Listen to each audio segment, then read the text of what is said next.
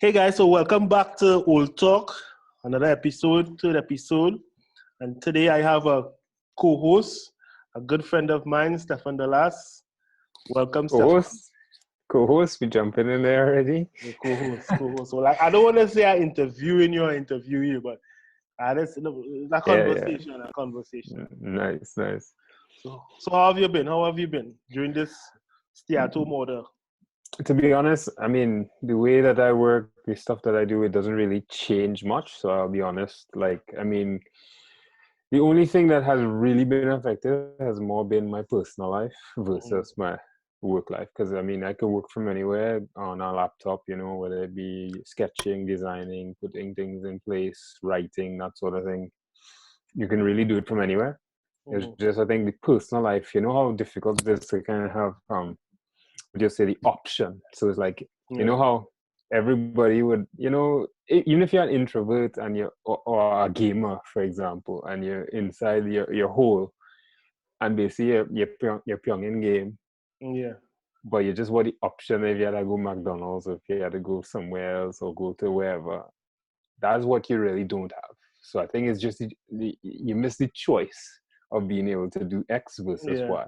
Yeah. So if you operate on a home basis, I Mhm. mean, it doesn't change much in that respect. So Well, what about you? one of the things that really, I wouldn't say it slowed me down because, as you say, you have the option to go and get, some kind of street food, or go Right. to the Chinese restaurant, or go to, some kind of food establishment and get something. And what now that you have to stay home, and you don't have that luxury, so sometimes we just take little things for granted, Right. like because my job basically is similar to yours, because I know that you're in UX design, or you're getting into UX design, Mm-hmm. and I'm into web design. Well, I would say website design to some aspect. Right. um but and being home all this time, because sometimes what would really helps me to get my creativity flowing is being able to move around. So sometimes, Yeah. like, I know you have done it because I've done it with you as well, to go in Right. Starbucks and sit down, and just Yeah. kind of like that change of environment sometimes kind of helps. Yeah. You become Yeah. more creative. I And get it. it really works for me. But now, not being able to have that availability to go and sit down in Yeah. Starbucks or any Yeah. coffee shop or whatever the case may be, Yeah. It's different. it's kind of kill your creativity, because you're sitting down in one spot. The most you can do is Yeah. move from one room to the next, which I, well, that's so just technically what I was doing, because I mean, I'm videoing you now, and I'll be honest, it's from a bedroom which mm, has good lighting versus mm, out where I was in a living room that was a little darker. I mm, completely understand that. I mean, but what I've been trying to do to combat that is actually, I take a walk, you might try and get a little extra workout in or mm, something like that. Like, I mean, start back to get running involved. And I mean, mm, those mm, are some of the little things that you miss to kind of get your mind active. But mm. I mean, you can't really go in a Starbucks or a coffee shop and sit down. Right? It's just the reality has changed. So what why you got into UX design? Because I know that your background Yeah, was more yeah. copywriting, but why how what got you into UX design? Well, it's interesting because I mean, we used to kind of hang out as well in Trinidad, right? And I Mm, think a big part of it. So I had a business. Basically, I still have it. We're still running it on in a more virtual consulting sort of way, from mm, Canada, mm, called Scalebox. But then also to what over the last 4 or 5 years, coming from education, where I actually worked at Lockjack for a while and was in the marketing/sales department, mm, and then I moved into actually spearheading how their CRM was, HubSpot, and I became one of the main users in there to understand how customers kind of landed on landing pages and went to websites. And then I started to be the one that was writing all of the copy and then setting up the website using specific tools and stuff. And I really got interested in that sort of thing. So mm, in the business I started really ended up coming into fray at that time as well on this side, which was, web design, using more website builders because they mm, could easily onboard small business owners because mm, they're running their business, and it's either they may not have the thousands of dollars that, you know, website maintenance and stuff may require, but then they also may want to be able to tweak things on the fly as a small business owner because things change so rapidly. So that's why we started on those sorts of things. And then I end up focusing on the copy aspect and the marketing side of the writing piece of it, where my business partner slash colleague, he was more on the visual side, where he would do the content, photos, images, that sort of thing. And it was interesting because after this whole transition in the last 4 years, I kind of realized that, you know, it's very difficult. It was actually very difficult for me to understand how to really say, okay, well, you know, what do you really do? You know, when you get that question and you're like, okay, what do you really do? And your amalgamation or your combination of skill sets, like what you can actually help businesses with, was quite interesting. And then over the last year, I would say approximately a year, I started to really ponder, okay, what are my processes? How am I building this? How's my design? You know, what am I looking at? And just the whole idea that, hey, you know what? I got a wind of what this was really about and realized that for the last 4 years, I've actually been applying bits and pieces of it to improve how people are, you know, transacting online, how they're communicating online, what type of information they get online, because I was the one behind writing that, trying to make sure it was structured properly. You know, where's the placement of your call to action, that sort of thing. Make sure that it's easy to find what happens when, you know, you click this button, what page does it go to? So, you know, like if somebody takes you from a social media account, lands onto a specific page, is it the right type of page? All these sorts of little intricacies are what I realized, well, hey, you know what? It's been quite interesting. And then so I decided, well, hey, let me jump full into this because this is something I already do. I love to do. So why not formalize it in a sense where I could take all the same exact skills and basically just put it into that and start learning more the theory behind the practice of what I was doing. And I think that's where it is. Yeah, but you know the funny thing, I am in web design into some aspect, and I keep saying in some aspect because, you know, I'm more focused on WordPress because to me WordPress is more, it's the turnover for getting it, the website up and running, it's faster than if I have to learn CSS or HTML.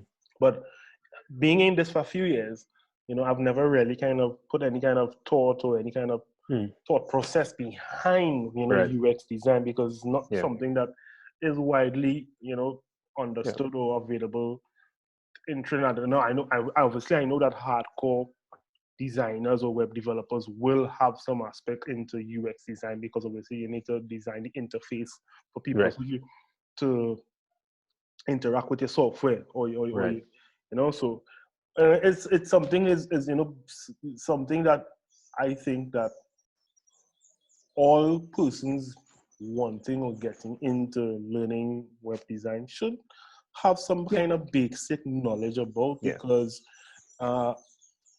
creating a experience, because basically you're creating an experience. Let's put it out like that. You're creating an experience for a customer to use your platform, your software, or whatever it may be, your website. And the easier the experience is for that person, the higher chances that that person will come back to use the experience again. Because if I go to a website and I realize, wait now, how you sign on? You know, it kind of leaves me with a negative state of mind. Like, no, I don't want to go back there. I just have to log on by itself. So no, I completely agree. It's like but when you look at it in that way, and that's where I think the little nuances or the differences matter, right? So, for example, I was actually talking to somebody else last week, and they were talking about social media management and stuff, and all these things of how they produce content and how they create an experience for the audience and stuff like that. Right? And how they use a lot of visuals in their social media. Now, social media is amplified where it's not just text-based, but it's visual, video, that sort of thing.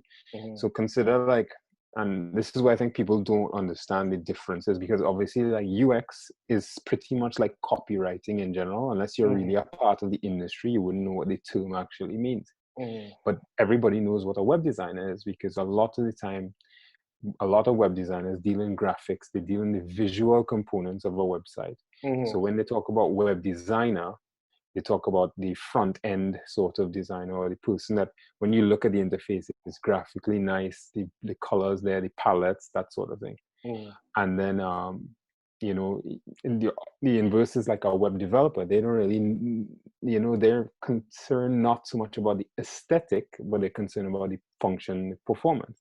Now, where the UX designer comes in is that while both of those tend to be business centric, so for example, a web designer will focus on what are the business goals, what does the business want to achieve, and they may look at a marketing website and they may say, well, okay, I'm going to try and help this business portray themselves to the world, right? Mm-hmm. Mm-hmm. Whereas a UX designer flips it on the head and says, well, okay, you have a business, but your customers are the people that are interacting with you most. How are you going to create a great experience for them, either online or even offline? Because they talk about service design being part of that, because sometimes service design is how do you build a better service or product, right? Mm-hmm. So it's kind of like, so basically the UX designer really focuses on the user side of it. So how are we creating a good experience for them? Not just how are you marketing or putting out yourself, but how are they, when they come onto your platform, what are the tasks they need to accomplish? What do we, and it's sort of a blend between both. And so it's really looking at the little transactions, the touch points, the overall little things that make the experience great. So it's like, that's where you kind of find nuance. But you're right in the sense that there are a lot of web designers that do sort of make that jump when they get into that. But people from all over, like, I mean, they've had psychologists, sociologists, they've had people in mathematics and engineering, industrial design, marketers, consultants who've sort of, been able, because it's not one of those fields that you just say, well, I go and get a degree and then I can do it. It really is a mix of practice, research, understanding, and application. Okay, because before really having a conversation with you, Right. us, talking about UX, it was never really something, I Yeah. know that design is an important part in helping Yes. build a website Yes. plan. Yeah. But it was never really something that was on the forefront of my mind because, you're Yeah. trying to, and I think that most people wanting a website themselves don't even know what the UX No. is, what Yeah. export, how do they create an experience for their customers? Yeah. Because the easier, the easier you create an experience for your customers, Yeah. is your ROI is going to Yeah. be good because that means they will tell a friend that Exactly. may tell a friend, hey, this website or this platform or this software is really good to use. Right. You should try it out. Yeah. And it's a integral part in Yeah. creating a great experience. Besides the price, which is important as well too. Yeah. Having a good user experience. Because a user Yeah. experience basically is another form of customer experience, Right. just in Exactly. a digital form. So That's basically, that's a good way to put it, because it's yeah, like more, and you find user experience probably to be a little newer, especially since the technology age, because now you have more e-commerce platforms, you have more software as a service, or what they call SaaS platforms, that they have tools online and how they onboard somebody. So there's a distinct difference between those types of websites that are actually products that are portrayed online versus marketing websites that are more geared towards drawing people in. And web designers are fantastic, I think, at building out the marketing website side of it. But sometimes, especially if you're dealing with a productivity tool, or a business that's selling their products or services online, is a little different. But visuals is not my thing. So it's like, I kind of get that as well, because even in UX design, it doesn't mean that you have to fall into a visual, because there are visual interface designers, that sort of thing. yeah. But that's why like tools like Canva exist. But what I've learned, because I've used Canva for quite some time. I did a video on this YouTube channel about Canva. It's Right. such an easy platform to use. Again, easy UX, the design experience, which makes it easier to just navigate through, because sometimes you use a website and you go through it and but maybe a platform to create something or do something, and just using that alone by itself is just frustrating, Right. regardless of whether it's free or pay. Yeah. And using Canva for me was such a refreshing experience Yeah. because, I didn't have to like figure it out. Yeah. You can watch a few videos, yes, if you want to become a little more immersed in the platform, Yeah. but it's basically straightforward. Drag, drop, move here, type. Yeah. You know, I completely, and a lot of small business owners I've heard talk about Canva, and it's like, I mean, most of the time they use the free product, because the free product, to be honest, is actually really good. I think Yeah. it still has a lot of good capabilities in terms of how you do it.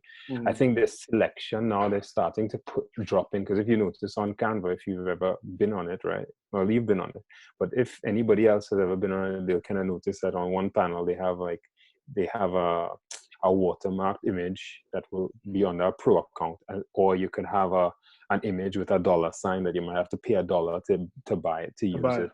And then they'll have free. So I never really look at the prices, because when I see the dollars, I was like, nah.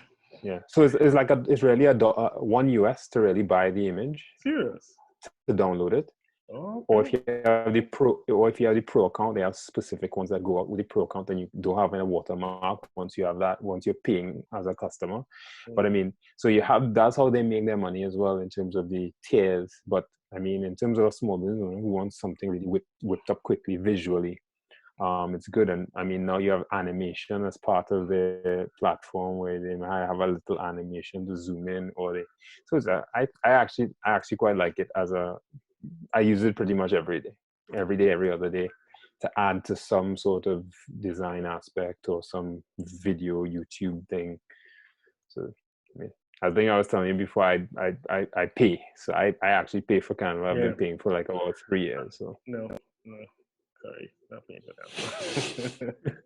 But and I know you were blogging. How is that good? Because I've tried to blog on it. Sometimes sometimes I just have a mental. I'm not really into blogging, but trying to create content and just kind of keep in my mind, in a positive state. Always working. Yeah. How is the blogging for you? I think the blogging is good. What I actually would say is that for especially small business owners who are either alone or have a small team, unless you really have a dedicated blog time, or unless you have so many things that you're managing and you're engaging with, that you make the switch, and sometimes it may not be your thing. So writing is one thing in general that it might be a thing. You prefer to sit down like we're doing right now and sit in front of a camera and just speak, or you may want to just do an audio recording because you're just not comfortable seeing yourself on camera. And I think it's really kind of understanding that. And I know we had discussed it, because I told you about there's so many little pieces and little things. And I had a newsletter that I actually this weekend basically sent out an email saying, well, I'm opening up the gates, because it's like, why force people to have a gateway to have education, content, and things that you're doing, when just post it freely, because people need to at least have some value, learn, and that sort of thing. And I mean, at the end of the day, you're still building brand, right? So whether you're writing blogs and stuff, it's fine. So for me, I've kind of toned down on the blogging. So when I really have something that I want to write out in detail, I do it and I drop it in my Medium account. And then I'll share it on my social. I wouldn't even put it on. I wouldn't even put it on our website anymore. I think our website would be good if it's just for me, especially for me, in the whole sense of putting it out there. It's just a page that's personal to me. But in terms of the tentacles that you want to reach, I mean, Facebook, LinkedIn, these sort of things can work well. LinkedIn especially. I know people who like videos are on TikTok now, so it's like, if you can write and put stuff on there. Well, one of the things that I personally have, so being a content creator, Right. it is challenging sometimes, because sometimes, or most of the time, you have to figure out what type of content to put out there. Yeah. And if you look at somebody bigger, like some of the YouTubers who have like Casey Neistat, Jesse Wellens, they no longer vlog, because vlogging, and one of the reasons why they will say they stopped vlogging or creating content, or because one, they wanted more time for themselves. Two, they wanted sometimes they're creating content that they're not really interested in creating, because you're trying to feed the masses. You're trying to keep yourself going as a content creator, but you're creating content that you're not really appreciate or you appreciated making. So you know, Yeah. so sometimes some of the content that I'm putting out, regardless of whether it's old talk or the podcast that I have, and I know to myself that may not be for everybody because Right. obviously I don't think everybody might be interested in hearing about UX design, Yeah. creating content, or in this case, mental health. And Right. I'm okay with that because Yeah. I know that I'm creating something that I am passionate about, because Right. the more I'm passionate about it, the more I will become more immersed in trying to create more content and then creating a better quality of this Yeah. particular package that I'm putting out there. So Yeah. I'm looking in ways at making it better. You Yeah. know, so to me personally, creating content, because a lot of people will tell you, like, just get yourself out there, just get yourself there, because that's how you'll get seen. But sometimes you put yourself out there once, twice, 3 times for the week, and then you mentally get burned out. And I know as a person who creating content that I'm like, sometimes I do get burnt out. Yeah. But all your mind always like going, what should I Yeah. create today? What should I create today? What should I do today? And then sometimes I just say, okay, here, let's just take a 2 days off, a day off, Yeah. let your No, creativity you refresh itself. you get tired, I think, and you're right in that whole sort of thing, because especially if you're creating content or you're talking about things that you're not interested in, or you started something, you found it was good, but then you realize, well, hey, times have changed, and those people that you mentioned, a lot of them would switch mediums, or they would reduce their workload because they've made it. And I'm not gonna lie, they probably, one of the decisions is that they made it at a place where they can. Me going from 3 vlogs a week to 1 vlog is not going to dent my reputation, Yeah, but it yeah. also would give them enough time to explore other things or Mm-hmm. explore certain things. So it's kind of like you're going at your own pace. And if they have a team behind them, like, I mean, we talk about Gary Vee a lot, in the sense that this guy just creates content and figure, but I mean, he has 17, 18, 20 people working on his personal brand alone. You're, as a small business owner, you already running a business, trying to make money and trying to create content. And I think that is also quite important because to mention, because a lot of time when you're so involved in that, you tend to create content that is more sales related than actually sprouting Correct. value. And I, Correct. and I think when you're focused on, okay, well, I have a business to run, I'm doing this. So the goal is really that you're marketing immediately to get sales, which I have no problem if that is the route that you want to do. But right now, brands and the way people market for branding is Mm-hmm. different. Yeah. I mean, like when I look at Movement, right? MVMT.com, they're an e-commerce company that sells watches. They basically grew organic, no startup funding, no none of this in the US. Mm-hmm. And they just were basically building off of brands. They sell affordable watches to young millennials or people who are interested in, that sort of outlook. But yeah, they have their store online, but they post pictures of people. They talk about different watches. They have a following that kind of amasses in, like, Mm. it's a movement. Yeah. That's basically what it is. And their community A is movement. grassroots movement, because Right. most of the people would be there from day Right. one, so they know what Yeah. this Yeah. particular brand is about. And Yeah. that's But and you said something there just now. Sorry to cut across, but you said something there no, just no, now. keep it. The sales. Some people put out content and they become more sales oriented than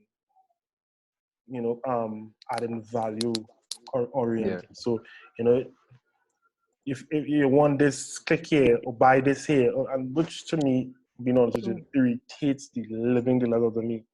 Yeah. You know, I I will be, as much as my viewership may be small or my podcast may be small, I could reach thousands and hundreds of thousands of subscribers or listeners or viewers or whatever the case may be. And to me, it is never about the money aspect of it, which, if it does happen, that's Mm. fine. I will find ways to manage it when it does come. Yeah. But it's all about doing something that I love and I really Yeah. care about. Because to me, really having conversations with people like yourself and people who I may interact with in the future is more about being able to give yourself, myself, um, people who may be viewing, listening, or downloading or whatever the case may be, valuable information that, Yeah. because I'll give you an example. I had a conversation with a Right. older gentleman this weekend here, just a casual conversation. And the conversation that we had on, well, it was obviously coronavirus, because that seems to be the topic everybody wants to talk about. Right. It was such a riveting, enlightening conversation, because we're talking about, like, everybody's talking about the new normal after this is past. And I'm in my mind, I said, we were just never really normal. So Yeah. to me, there's no new Yeah. normal. Yeah. And we are humans. Humans are creatures of habit. So, Right. you know, we're saying that we're going to be normal, we're going to change, but how have you changed? How Yeah. I have changed, how you have changed. Is it something Yeah. that you really want to change too, whether it's for the better, for the worse, or whatever the case may Yeah. be? And some people just can't answer that, because Yeah. what have you done to really change? I've struggled home mentally, because I don't, being home for this long period of time Yeah. has Yeah. been somewhat daunting. And it has forced me to realize that, okay, um, I need to reach out to people that I may care about. I take that time, the extra Yeah. time. Um, let's help me to be consistent in creating content, because I've started a podcast. Right. I'm on to my, sixth episode now. Congrats. You That's actually understand? pretty good. Yeah. As much as Yeah. it's just 6 episodes, but it's still 6 weeks of being It's still consistent, it's still progress. Yeah. And this time home has really kind of shown me that sometimes we just need to stop sweating the small stuff Hmm. and just do the content. Yeah. And the content could be conversations, meaningful conversations Yeah. with people like yourself, as I say, conversations with people that you may get ideas about certain things that you may use in the content that you're trying to create. Yeah. And just forget about the sales. Yeah. Forget about the sales, forget about what you have to sell, forget about things, just Mm. meet interesting people. But I also think that I wouldn't go as far to say forget the sales, because I mean, let's be real and let's be honest as well. Mm-hmm. People need to find a way to make money, Correct. right? But I definitely think, and where I think we both kind of touching on, is that there's a way, is how you do it. And so for an example, me getting blasted in my WhatsApp about clothing prices at a 15% off from a business owner Mm-hmm. who I've never really bought from, who I don't even know what their business about, but they Mm-hmm. just, because they have my contact information, they blast it out to everyone. Mm-hmm. That, how I understand they need to make money. I understand, like, that is the drive, but then it's not going to instill in me a way to say, well, hey, because I'm not even their client. I'm not even the type of client that they are. They're not even speaking to me about what's interesting or what they do or how this sort of thing is. So I think that you're right in that we shouldn't be focused on the sales aspect of it. We should be focused on the marketing and speaking and bringing value. But that should lead to sales, because at the end of the day, you're not shoving it down your throat. It's really just, you're building your brand, you're showing your expertise. If you're a service-based business, you're showing the quality of your product, what your product does, how it's helped people, and blah blah blah. And then that, in its essence, you're talking about things that people would care about. And then by just them thinking about it, I remember that this guy was talking about it. Oh yeah, I've always seen him on. Somebody reached out to me the other day, and a friend. This is no sales or nothing, but she was saying, yeah, I just reached out to say, hey, it's been a while. I just keep seeing you on my news feed. Because I've been posting out certain things, and I mean, that's just basically it. And you start conversations like that, and you just move forward. One of the things that I learned when I was my past life in the car industry. Yeah, I had a life in the car industry. So I was selling cars at one point in time in my life. And one of the things that I learned about selling cars is never try to sell the car. Build a relationship. Yeah. So if you see, when you try to sell that car, because you'll be so focused on your mind, you'll have tunnel vision. I need to sell this car. I need to sell this car. And sometimes it can come across being abrasive. Like, the person could, like, take it down. You're pushing me too much. But when you have this natural flow of how you speak, how you approach the person, and Right. you try to get to understand the person before you try to sell the vehicle or the machinery or whatever it is you're trying to sell. Yeah. You build a relationship with the person, or in this case, you build a rapport with the person, and Right. that person they start to trust you. So Yeah. could now then start to like, okay, well, I understand what you want, because what I want to sell you might be what you could afford or what you want. Yeah. But by me listening to you, I could Yeah. understand, okay, well, this is your budget. This is Right. your color you want, whether you want a two-door, four-door, family sedan. And I take that time to listen to you so I could conceptualize, okay, well, this is what this person really wants. And And then, yeah, keep going. they will quick up buy from me, Yeah. because I'm not trying to actively sell them. Yeah. And I learned that. I learned that the And you know hard way. you know what's nice about that too, because especially in Trinidad, people like to say, well, hey, I have a guy, or I know a man, or I have a contact, I have a link. Mm-hmm. I mean, if you have a good rapport with somebody, basically your link, your network expands through them, because they'll be like, hey, I'm looking for a guy who, might be able to sell me a car here and there. Hey, well, now I have a link at Toyota, me and he real good, Mm-hmm.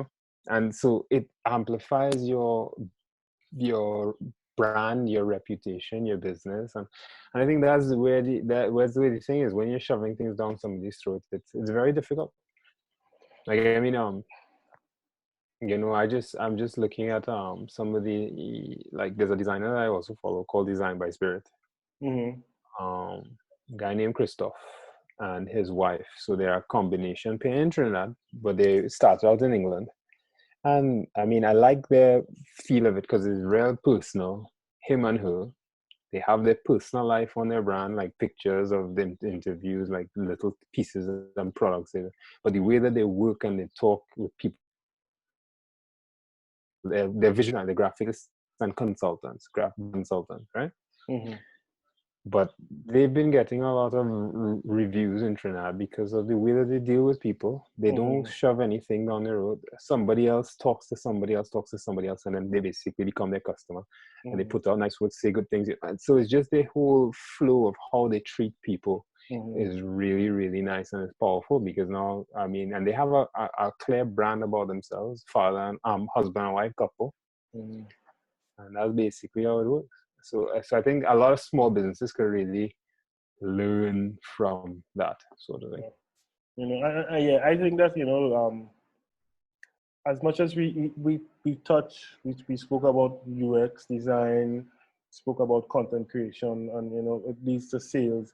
They are all interlinked, because Yeah, creating a user experience for a customer, um, which is a form of a content, because content comes in so many different forms. right. Content could be a podcast, a blog, Yeah, video, a podcast. yeah, However, writing that you do, whatever, and creating valuable content is something that we, as a creator, both myself and yourself and other creators who I interacted with, is important. Do what you yeah, love, yeah. and because I know I said never worry about the sales, and when I said don't worry about the sales, I honestly meant that Mm. when we focus on the The the numbers. goal or the numbers, we tend to lose sight of Yeah, what the purpose. yeah, If the purpose is to, you know, really tell a story, mm. um, tell the story. Yeah, It's to tell the story, try and tell the story in the best form of fashion that you may tell your story. So if yeah, you're good at writing a blog, write a blog. If you're good at doing podcasts or video, yeah, do that, because that whatever form you choose or whatever yeah, medium you choose to tell your yeah. story, tell your story. Completely agree. But I think also to be mindful, because I think people have to be mindful that I was actually talking to a social media expert today.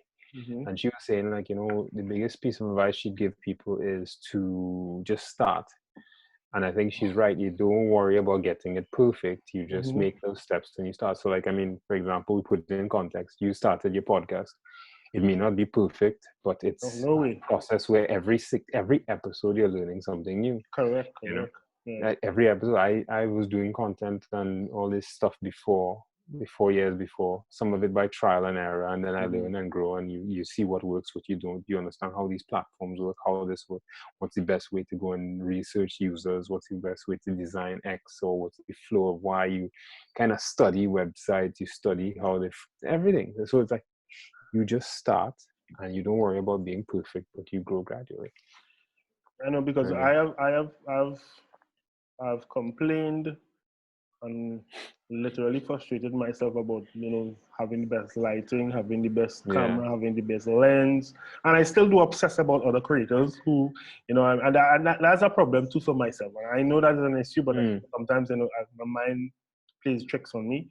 yeah, So I will try to look at a creator because having I will say a role model or something to look at how you would envision your content to look like is something good, something to strive for.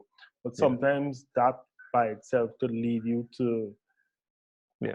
the comparison could lead you to be to lose Oh, focus of what you're really trying to do. oh You yeah. know, because there's a one creator that I've been looking at recently, and for good reasons. And I was looking at how he creates his videos, and I was trying to get that his look and his effect, and it frustrated me because when I realized looking at carrier, look at carrier effect, and but then I said like, here's what, Yeah, let me just do what I need to do, just create content, just yeah, create content. yeah. You know, And well, so keep going. if it's not perfect, Yeah, yeah. so what? So, So what? so you ever heard of the concept of KISS? KISS? No. So it's a concept right now that I think applies across the board, but it's really keep it simple, stupid. So basically, it's like KISS. And I mean, I'm not gonna lie, I think the exact same thing I was suffering from a lot. And I think Mm-hmm. I went from going videos behind a white screen where it looked clean, polished, the lighting was decent. Mm-hmm. And I'm kind of looking at this now, and you filming from your living room, I'm filming from my bedroom. I'm kind of happy for this Corona thing in the sense that I feel like Mm-hmm. while the standards are still high, the expectation has dropped. Dropped here. So it's not like everybody now is basically looking for these well polished videos and everything, like because they can't really do the same sort of thing because normally you need either more than one person, that sort of thing. To I produce that content. I actually quite like the whole setup here. I have this, thing. I have pictures on the side here. I have a cabinet there, but at least a good contrast with, yeah. It's really the value that you're spouting. So, and it took me until now to really kind of hone in and continually realize that because you always kind of draw and make comparisons with other people who maybe light years ahead, in terms of how they've been producing content, or they may have a specific skill that kind of lends them to kind of doing that whole thing on a different level. Whereas, if you're just looking at what we're doing here, chatting, sharing, kind of putting together, okay, well, what our thoughts are on X, what our thoughts are on Y, how our experience kind of manages and that. I Mm. feel like the expectation a lot less, and it's actually put a lot of pressure, taken a lot of pressure off of myself for that matter. Corona basically liberates us. Liberate us from high expectations. Yeah. So I mean, and that's the thing. And the funny thing about it, like, my friend and I'm not sure, Leonard, the guy from Colombia. Yeah, yeah. So, we were looking at doing some business. And one of the biggest issues that we were having is Leonard is, just to clarify, Leonard is he business was a partner. business partner, and what Yeah. does he do? What was his specialty? He's a mechanical engineer. Okay, So, we were looking at doing some business, or using it in a physical space. right. And before that, like before Corona, like having to spend money to rent a place and getting people there, that kind of thing. It was always like a very difficult hurdle to get over. Right. And then Corona happened, and then Zoom blew up. And then like like wait no, we could have just done it on Zoom all the time. Because the convenience of Zoom is like, so easy. You don't have to get up, you don't Right. have to drive, Yeah. you don't have to rent a space. You Yeah. know, it makes it so easy for the person behind or in front of the camp, on this Yeah. case, the laptop, to experience something that they may want to have experience, but not having to leave their house, leave their Yeah. personal space, and do it at their own speed or their own pace. And Yeah. that's what that's why I say Corona has liberated us. It has opened so many avenues for persons who creating content to really kind of utilize the tools that they may already have, regardless of how Yeah. limited they may be or may not be. Just And create you learn. content, yeah, and And you, you and learn. you learn on the way. Yeah, you learn along the way. You learn along the way. So I think that's kind of like it's a nice thing. I mean, you normally see like when you have traffic and congestion and skies are gray and you have now it's like fresh air everywhere. Mother Nature decide, well, hey, you know what? Screw all of you. I'm going to take this into my own hands, sort of thing. And Yeah, yeah. I think it. I mean, you were talking about how people are learning to do certain things and how you have to kind of how you would put it, what are you doing to get better or to improve or do something. And I think I think one of the biggest things I definitely have realized is that I'm finding a lot more balance, Mm-hmm. because I used to go from hours where I wake up at 6, get out and try to get to Starbucks or get to wherever I want to work by around 7:38, and then bus through and then stay until like one, go and get a quick lunch and then head back somewhere and go from 2 till 8 9 p.m. And that used to be tiring, and try and doing that 6 days a week, maybe sometimes even 7, because you just have things that you want to get done. And I think this corona is sort of teaching you how to really mental health, as you put it. So we're getting into a little more your realm, where I think the balance and striving for that balance has helped Mm-hmm. me in a mentally healthy way, except for last week. Last week was a little busy, Mm-hmm. hopefully so. But like, just to be able to say, okay, well, I work from this, I work from that. If I need to take a break, I need to take a break. Cool. You might catch up on a movie here just because you need to get that refresh, and you can't be creative or you can't be thinking and pondering on problems. Mm-hmm. And this is the thing, you can't be thinking or pondering on problems for so long, Mm-hmm. because then you wouldn't get a solution. You need that, and I call it, creative pause, right? So you need like a creative pause. So this sort of corona has also helped to kind of realize that, hey, take a step off the pedal, find that balance, take that pause when you need to. And I'll be honest, like, I think it's amplified productivity. It has. As I say, I've struggled mentally, coming to terms with not being able to leave the house, not being able to have a change of environment to create content. To just have that change of environment to become more creative. And, you know, it has allowed me now to understand how to become more productive in some aspect. And as I become productive, I mean being able to work for 3 to 4 hours to really to become more active in in or let me use it as purposeful. Become more Right. purposeful in what I'm going to do. So if I know that I have 4 hours to do something, 4 hours Yeah. of being purposeful, let's get that done, let's get it out, let's push it out.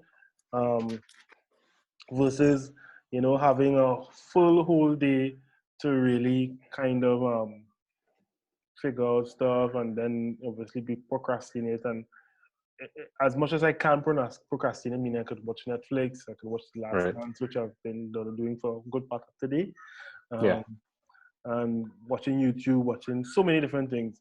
I've kind of like allowed myself to say, here's what, this is how you learn to become productive. Use this as a kind of a way to understand how to be more productive, Yeah. how to, you know, as the book, I know there's a book called The 4 Hour Work Week. Yeah. Yeah. You know, take that concept and put it into a day. So yeah, Hmm. you have normally we work for 8 hours a day. Right. Um, instead of working for 8 hours a day, purposefully work for possibly 4 hours a day. Yeah. Not consecutively, Yeah. but allowing myself to, work for an hour, work for half an hour, break, Yeah. half an hour, break, you know, very intentively and intensely. Yeah, no, you're right, because I think and when I say that, because I think even it's been explored where at least governments or in something like have been exploring the hour of 6 hour work days, or something like that, where people only go to work for 6 hours. And I mean, I'm not saying that results are saying that it's a positive approach, because the latest I've read is like countries like Sweden have tried it, and they basically had split results. So it's not, Mm-hmm. it's like one of those things where it just depends on the company. It comes down to even more detail, and I think it depends on the company, the type of work that's needed, the type of whatever. But being able to kind of understand how your productivity lies is good. And I think I was actually speaking to a freelance writer back in Trinidad, and they talk about being very self-aware, and he says for him he needs to have 2 naps a day. So he takes a mid-morning nap and a mid-afternoon nap, and outside of that he's very productive. you know um, and it's just being, I think, self-aware as well, because for me, I know, let's say around now is when my brain is tired but I'm physically awake. Yeah, You know what I mean? yeah. Whereas in the morning, my brain is, charged, but I'm physically, I'm not ready to go. So I realize that I may prefer most of the time to work out, you know, in the evenings, Mm-hmm. although I may not have the best time to do it. I Mm-hmm. try to do it, whereas do all my mental stuff in the morning, you know. Mm-hmm. So like, so this kind of time frame for the interviews and the discussions comes at Basically, a good time. to wind down yourself, basically, to Yeah, some aspect, because I know the problem that I think a lot of people are having is knowing when time to pull down the curtain and say, okay, this is time to close off it. Because a lot of mental health personnel will tell you, like, okay, practice exactly how you will, mm, do your day generally. If you know you're right. accustomed getting up 6 o'clock, get up 6 o'clock. If you know you're Yeah, accustomed exercising, do your exercise. If you're accustomed starting working at 8, yeah, start to work at 8. If you're not accustomed taking breaks in between, do exactly what you've been doing, but just do it at home. yeah, And I think a lot of people are losing that aspect of working from home and just working through home, yeah, yeah. working. So, And you're right. That's the dangerous thing. That's the dangerous thing. I think, and that's the flip side of the working from home, mhm, because it's like, I mean, it takes a lot of structure and organize. You see, like how, and I don't dare to consider it the same thing. mhm, So I would don't want to be quoted as wrong and saying it's the same thing. But you know how a mother, one of the hardest jobs in the world is to be a mom, mhm, because that in itself is a challenge. I'm not saying it's compared to that, but they have to be organized, and they have to have certain things and structures, and they have to have routines in place, rules and regulations around themselves, what they do, what their kids do. Far more if they're doing this homeschooling thing, which a lot of people in North America, at least, and probably even in Trinidad, are mhm, doing, where they homeschool their children now, and it's a different sort of beast altogether, right? mhm, And people are struggling because they've never had to do it before, and they now have more respect for teachers. mhm, But what it's like when you work from home now, um it's a very different approach for company and for individual. Like, mhm, I follow this company called Basecamp, and mhm, they are probably one of the project management tool, but their entire workforce is remote. They've had a headquartered office, I think, in Chicago, maybe, but most of it, like, but since their founding, they've always strived to work remotely. mhm, And they were actually, I was listening to an actual podcast by the two founders, a live question and answer on the COVID and how to work remotely. And are basically talking like, you can't just take a cookie cutter way of working in an office and dump it into working at home, because first off, the expectations again are different. How people navigate their lives are different. and you'll find that people will struggle to transition. So you need to be able to have your managers or people who are leading those teams to have more empathy in how they would manage tasks and projects and stuff like that, because you can't have the same sort of thing where you have meetings all the time and then they're home, you can't micromanage at home and stuff like that. It's a completely different system. And so it's the same thing like working from home as a freelancer or whatever. They're accustomed because they have their life organized, they know their routine, they know what to do. And when you take somebody who's completely 100% in an office, and they say, well, you dump them next week into a situation where, okay, well, I'm in control of my own time. They're like, well, I wake up, what do I do? So it's, and that in itself is a puzzling thing. So the expectations, the way of working, the organization that an individual has to have, the levels of self-awareness or when they're most productive, how they can get things done with the distraction of being around home, kids, living room, is incredible.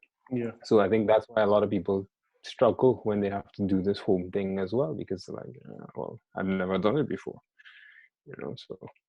I think this grasping the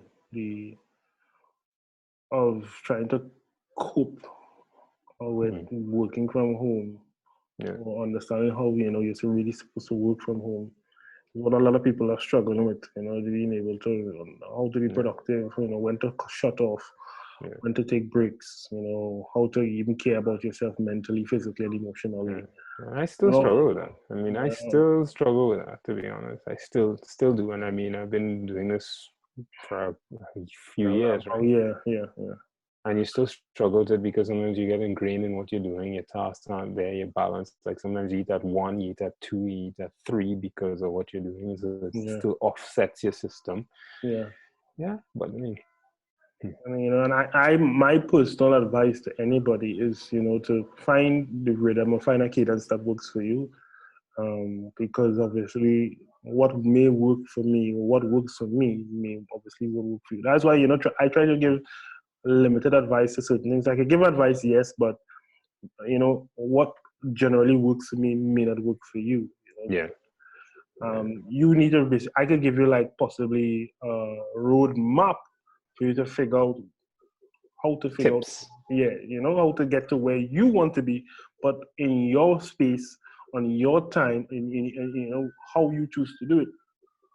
And that's important for me. I can tell you, okay, where I went wrong, and possibly can help you not go wrong or not take the same path.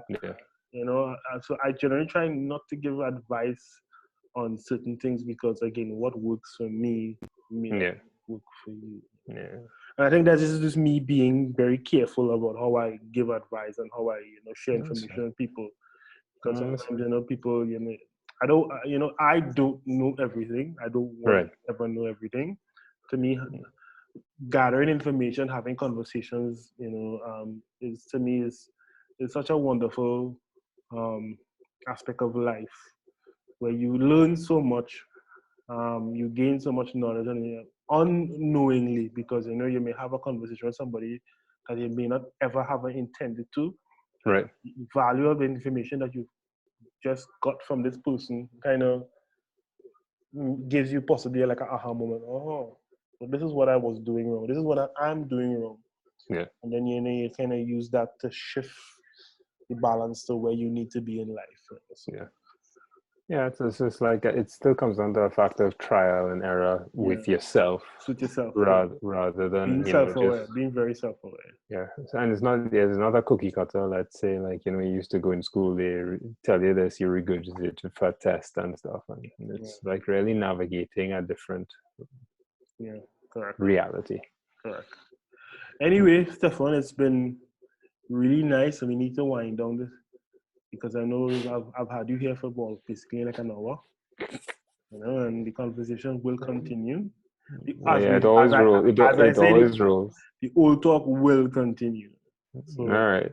What I'm going to do, I'm going to leave all your social media links down below. So if you're interested in having messaging Stefan and finding out his UX design, because he has a YouTube channel. I'll also put that down in the description as well too, so you can go over to his channel And and just to say hello. I like just connecting. So follow, say hello, because his content is strategic to UX, and which is good for you to know as somebody in the design world or somebody in the website world. It's good to know, and so I'll leave his contact below, and I hope to have cool. you on again in the very near future. We will have discussions on so many different things that we possibly have missed out today. Yeah. All right. Well, on life, on anything in general. Yes. All right. So I really appreciate you being here, bro. No worries. Thanks for having me. Thank you for being here. So, All right. guys, take care, and we will talk.